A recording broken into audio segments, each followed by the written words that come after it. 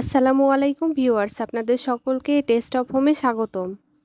আজকে আমি আপনাদের সামনে যে খাবারটি দেখাচ্ছি এটা দেখে খুব সাধারণ মনে হলেও খাবারটার ভিতরে অসাধারণ টেস্ট লুকিয়ে আছে। এটা একবার খেয়ে আপনি রেখে দিতে পারবেন না, আপনার বারবার খেতে ইচ্ছা করবে। খাবারটা দেখে হয়তো বা আপনারা ছাতু ভাবতে পারেন, তবে এটা ছাতু না। এটা আমাদের এলাকায় কুটা ভুজা নামে পরিচিত। আর এই কুটা ভুজা বানানোর জন্য আমি তিল ভালোভাবে ধুয়ে শুকিয়ে সেটা আবার খোলায় হালকা ভেজে নিয়েছি। সাথে চালগুলোও ভেজে নিয়েছি। ভাজা চাল ও তিলগুলোকে আধা ভাঙা করে গুঁড়ো করে নিব। এখানে চালগুলোকে আমি জাঁতায় পিষে নিয়েছি আর তিলগুলোকে নিজের সুবিধার জন্য গ্রাইন্ডারে গুঁড়ো করে নিয়েছি। এখন ভাজা চালের ছাতু, গুঁড়ো করা তিল ও আখের গুড় একসাথে করে ঢেঁকিতে বা হামানদিস্তায় দিয়ে মিশিয়ে নিতে হবে যতক্ষণ না ছাতু, তিল ও গুড় গরম না হয়। আমি এই কাজটা ঢেঁকিতে করেছি, যেটা আমি আপনাদের দেখাতে পারিনি।